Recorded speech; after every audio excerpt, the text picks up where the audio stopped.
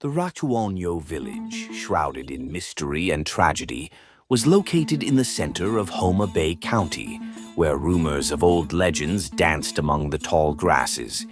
It was known as Simbi, a place where the wrath of the elements and curses were mentioned in ancient stories. The story starts with the village of Simbi, bustling with activity as the sun sets. The smell of roasting meat filled the air, and the sound of laughter filled the streets. The celebration was in full swing, and Chief Okumu's magnificent hut stood in the middle of it all. To the rhythm of the drums, the villagers chanted and danced, their voices rising. Sitting on his throne with a goblet of wine in his hand was Chief Okumu, a burly guy with a loud voice. A person emerged at the village's outskirts as the night deepened. The elderly woman had a hunched back. She walked slowly but deliberately toward the chief's heart, age and fatigue etched into the creases of her face. "Please, good people," she cried in a voice that was almost audible above a whisper, "give me some food and a place to sleep tonight." The villagers, however, turned to gaze at the elderly woman. Expressions of everything from curiosity to contempt are included. Chief Okumu pinched his brow in annoyance and scowled. "Dead old lady," he yelled. "There is no place for beggars among us." The people's eyes squinted in suspicion as they whispered in agreement. However, one woman, a generous soul named Awino, came forward. "Grandmother, don't be afraid," she urged in a soft voice. "You're welcome to stay at my house." As Awino guided her from the chief's hut to the modest home she shared with her children, the old woman's eyes grew grateful. The old woman at Awino's home sat by the fire, warming her quivering hands. Awino kept herself busy by preparing a basic dinner of omena with kwon. As they ate, the old woman's voice sounded low and dreary. "My dear, I thank you for your generosity, but follow my advice and flee this village before it's too late." Awino frowned and kept down her spoon. "What do you mean, Grandma?" "Why must we go?" Awino asked. The old woman took a deep breath as she gazed off into space. "The chief and his people will soon pay the price for causing a curse and bringing about the wrath of the elements upon this village." Awino's eyes went wide in fear. "But what are we able to do? Where can we go?" The elderly woman extended her arm and grasped Awino's hand. "Take your kids and get out of here. Go for the hills, where you will be safe from the impending storm," she said. Awino nodded sorrowfully, understanding that she had to pay attention to what the elderly woman had to say. She woke her kids and collected their meager possessions as dawn broke. Her voice was shaking as she murmured, "Come, my darlings. We have to get out of here quickly."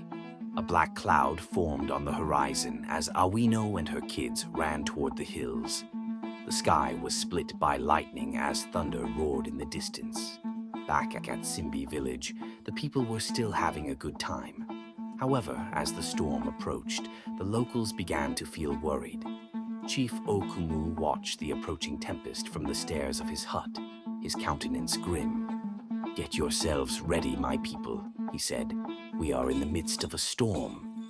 However, it was too late. The heavens opened up with a thunderous roar, showering the area with rain.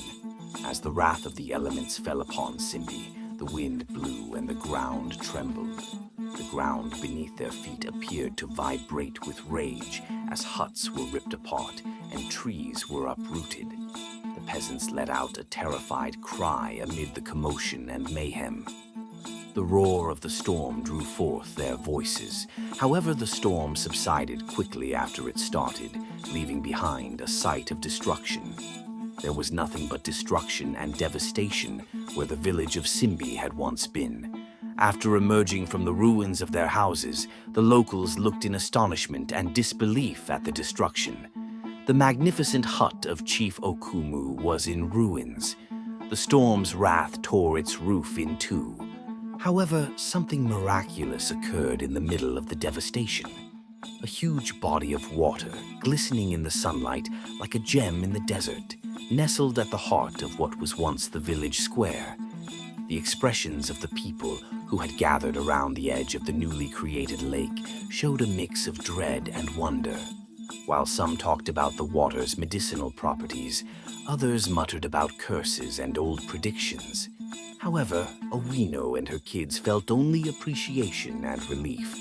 Standing on the lake's edge, they were aware that the stranger's compassion had saved them from the wrath of the weather. In the years that followed, the lake formed in place of Simbi village took on a life of its own, adding new chapters to the haunting legacy of Simbi Nyaima. The villagers who survived scattered to nearby lands, telling the story of the fateful night when the storm swallowed their home. For many, the lake symbolized both a curse and a gift, a duality the Luo people respected and feared. Strange phenomena began to arise around the lake. People claimed the water possessed unusual qualities. It was said to soothe illnesses, calm fevers, and even heal wounds. Some believed the lake was blessed by the spirit of the old woman who had forewarned Owino.